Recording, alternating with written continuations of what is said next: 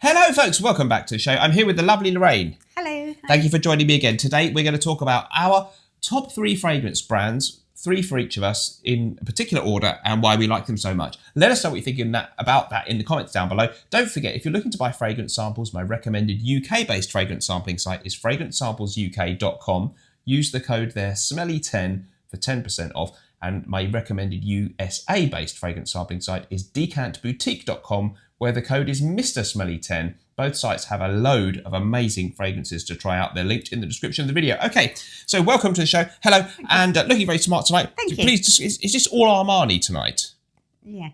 Wonderful. I love the jacket and the navy blue combo. Really works for me. Thank you Looking very good. much. Okay, Thank you. and we've had a glass of wine or two. And it's Saturday evening, so a very casual video tonight. Friday night. Friday night. Saturday. It's Friday. It's Saturday. Okay, so in reverse order, your third favourite fragrance brand want me to ever, grab it? and why? And grab us a fragrance from that brand and explain why. Let us know in the comments down below your top 3 fragrance brands and why. This was really difficult for me to do because I love all of these. But I had to think deeply about what I love and my, at the moment, obsessions. So my third favourite brand is Chanel. And I have a bottle of Coco Chanel here. That's a 1984 release, and that's the Eau de Toilette version. Okay. Overall, what is it that you like a lot about the brand of Chanel in terms of fragrances? I love the Coco Mademoiselle. I've got Chanel Chance. I don't know how you pronounce that. Yep. Probably Chance. I've got Miss Dior. I've got quite a few of them.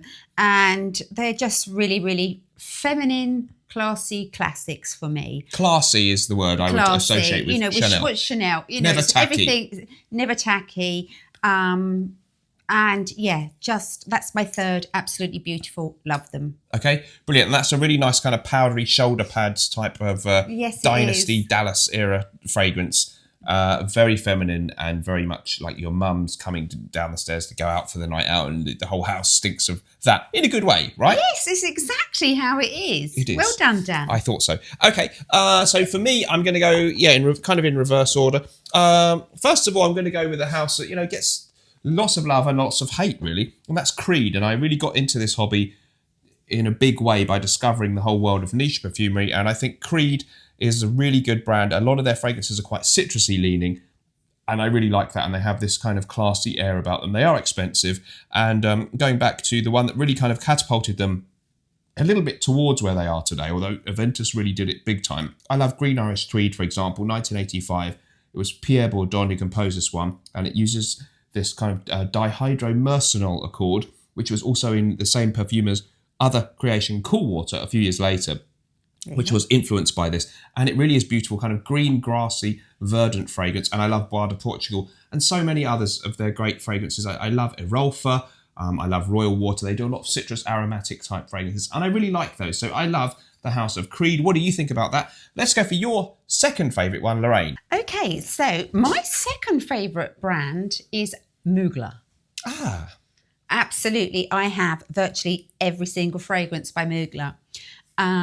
They are potent, they're strong, they are tough, strong woman fragrances to me. Daring. And look at the bottles. The bottles. It's not like your average fragrance bottle.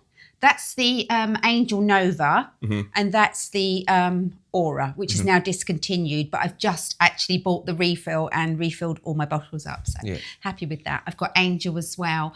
I've got Alien. There's some new flankers out. I'm not over keen on those because I'm still so in love with these, and that's my second favourite brand. They're sweet, they're magnetic. They're sort of the opposite, in a good way, of the Chanel, because the Chanel is sort of refined and classy. These ones are a little bit more daring and in your face, I think. Daring in your face, especially Alien. I actually was walking yesterday and a lady walked past me and I thought, oh, Alien. She literally brushed past me and I thought, oh, lovely, Alien. But yeah, I absolutely love that. And if you're looking for the Aura, they're still selling the 100ml refills. Act fast. All of them are refillable on the Muglers as well, which is fantastic. So yes, there we go. Okay, brilliant. Okay, so I'm going to go for my second favourite, and it could be any order, but I'm going to go for Rogue Perfumery because I wanted to do something where I mentioned a sort of smaller artisanal niche brand, and you very kindly got me this beautiful aromatic fougere for Christmas. It's called Targhee Forest, and it's absolutely superb stuff. I've got about 4 of their fragrances. I think another one might be on its way for my birthday, but we won't. I'm sure you'll surprise me. And it's absolutely amazing. The perfumer is Manuel Cross. It's a small indie niche type brand, and I really like what they do. He does a lot of old school leaning fragrances. I've got quite a few of the fougere leaning ones. Also, Chypre Siam is amazing, and there are some more exotic Oriental ones. Really, really fantastic bang for your buck. They're very, very reasonably priced for high quality niche fragrances, I think. And I love that we have these small artisanal niche brands, not just the big boys, the designers and the niche, big kind of corporate brands like Creed. So love these guys, and check out Rogue Perfumery. What's your number 1 favourite brand? My number 1.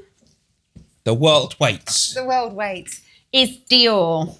And tonight I've got a bottle of Dior Gin, the one that Dan bought me for Christmas.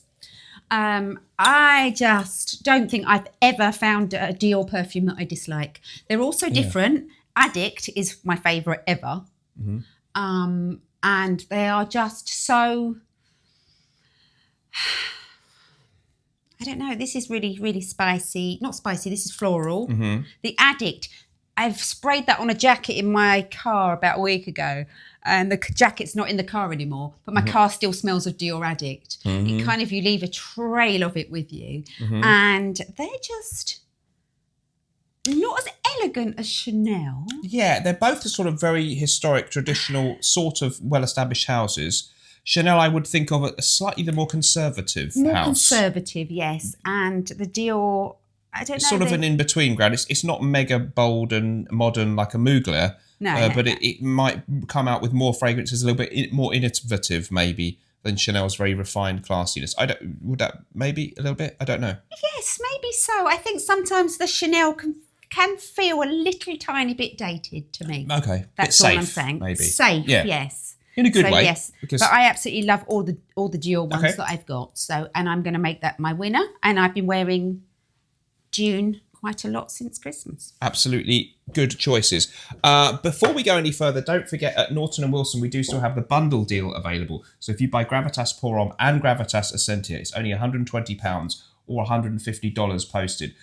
The other 30% off on offer on the individual fragrances is over now, but the bundle deal is still there. If you want to order in Europe, we can now do that. So if you're in Europe, we can't actually do it through the website yet. We're setting on that up soon. Simply email us at info@nortonandwilson.com, and I will personally take care of it for you from there, and we'll discuss what you want to buy. The shipping costs are very reasonable, and there's no customs fee because we've fixed that you won't have a customs fee. So let us know at info@nortonandwilson.com if you'd like to order in Europe. And also check out Arezzo, the amazing new one from perfumer John Stephen. Okay, funnily enough, we didn't discuss this before at all. We didn't coordinate.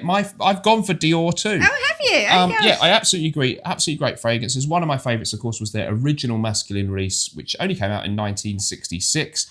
Was it really? And then they didn't do another one until 1980 or something. So back then people didn't release 5 fragrances a year. But this was Eau Sauvage, a beautiful citrus aromatic fragrance, which is absolutely amazing. I love that. I have a vintage formula, but whatever. And as we were talking about, for example, I haven't got the bottle to hand, but things like Fahrenheit. That was quite a sort of drastic change from anything we'd ever smelt before. Petroleum. And we wouldn't perhaps get that from Chanel. So a bit more daring, but still they retain that classy air. And again, even more so perhaps with the men's ones than the women's, because we've had Dior Homme from 2005, which really broke new ground with the iris kind of accord. I'm not sure you're familiar with that one yet, but it's really it was a waxy lipstick type smell in a men's fragrance. So daring, and yet they retain that classy air. So I would have to go for Dior, and there's just so many really good ones that I like, including Jules. I think that's it.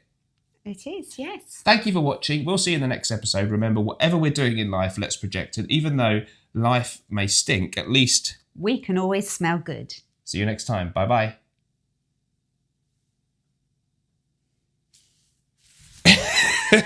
I think that was okay. Let's pray.